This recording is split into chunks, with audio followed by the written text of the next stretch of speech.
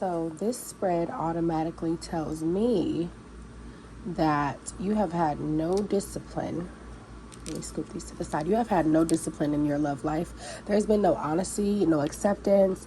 It's all a part of your imagination that you have like this pride that does not exist. You want to feel like whoever you've been with that has done you wrong deserves friendship and that maybe they can grow, but it's been a failure. Discipline is in reverse, and then love is in reverse. Nothing is upright. Honesty is in reverse, and acceptance came out in reverse. There's nothing that you should be accepting. There's telling you that you should not be accepting anything like this, any sort of dishonest, disloyal people. It's a failed relationship. You cannot grow from a failed relationship.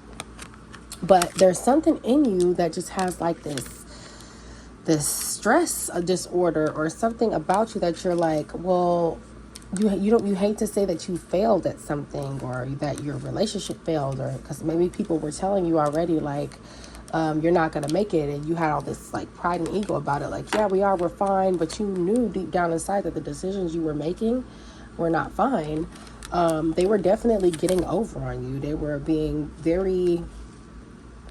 taking everything that they could and taking advantage of you. And yeah, they had you stressed out. Whoever this was had you very stressed out. And you're in this like delusional state. Or either you're acting like you're in this delusional state, and you're acting as though in your imagination you have your pride. You have too much pride. It's hurting you because now it's like you want to make it seem like to everyone, or maybe just to yourself, that your friendships, that you have a friendship with this person, and that you have growth, and that you're okay even though it failed. It's not okay. Oh, maybe they'll change, or maybe we just needed to make changes.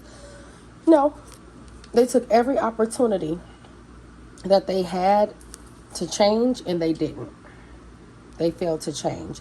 If they were going to change, they would have readjusted themselves long before, so that, when you really care about somebody, you'll readjust yourself. You won't have to ask anyone to adjust what you don't like. And you damn sure won't have to repeat yourself over and over and over. And you really, really, if somebody notices your reactions to some of the things they do, no one's going to want to make whoever they're with uncomfortable. Nobody that's normal, that really wants to be with somebody, is okay with making their partner uncomfortable. Anybody that leaves you in an uncomfortable state is doing it on purpose, and they want you to be there because they have something missing in them. Tolerance. You have a high tolerance. It says you appreciate others' points of views because you sense the love in everyone. So you try to make it seem like in your own thoughts, like, okay, maybe I can just take this and tolerate it because maybe a lot of people go through some of these same things, and rest assured they probably do, but it's not normal. And people need to stop normalizing the fact that people are shitty partners, or seeing it on social media or seeing it on TV. Oh, everyone gets cheated on, everyone gets done. No, not everyone. It's some sort of like exposed agenda that everyone puts out there because it's the only thing that the popular people see, or a lot of popular people are going through it. I'm not saying people don't go through it, but there are some people that don't go through it. And you're trying to see the love in everyone. You're trying to see that everyone's good, but everyone's not good. Not everyone is good just because they're supposed to be. Not everyone's going to be good. And so, yeah, they took every opportunity. You cut it off, though. You were becoming too emotional. You were becoming too stressed out. And that's sad that they let you get to the point of being so stressed out that you had no other choice. I feel like you made it to where you had no other choice. You waited till you had no other choice. And you have a high tolerance, so I can just imagine everything you had to endure and everything you had to absorb in order for you to get to the point where you were like, I'm too emotionally unstable. And you actually waited a minute because you felt like, okay, maybe we can work it out. But no, they were actually okay. They acted like they were super okay when you left them alone too. It's like they were almost like acting like they were just waiting for you to leave them alone anyway. The thing about it is, They're lying. They're hurt. They're so used to you being the one fixing everything.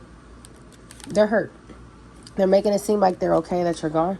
So right now they're not going to probably say anything, but give it a moment. When they see that you're growing and happy, that's when people try to come back and try to distort your happiness and try to, get you back to the place they had you in.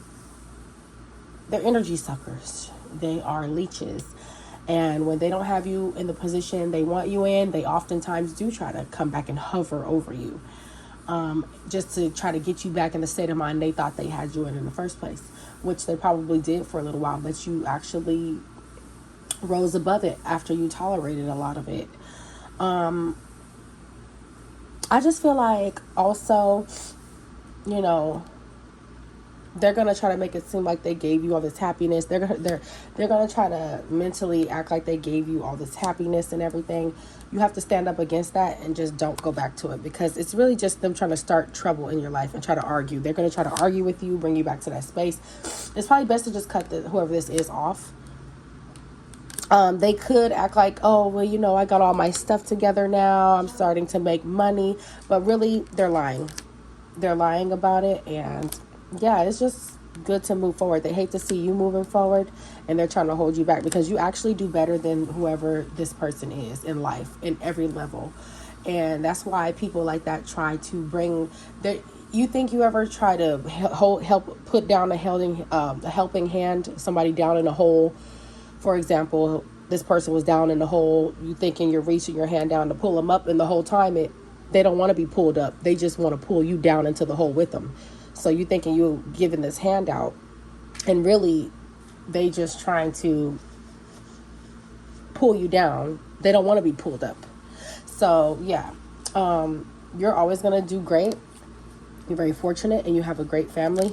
Everything just happens at its own pace. So that is what I have for you.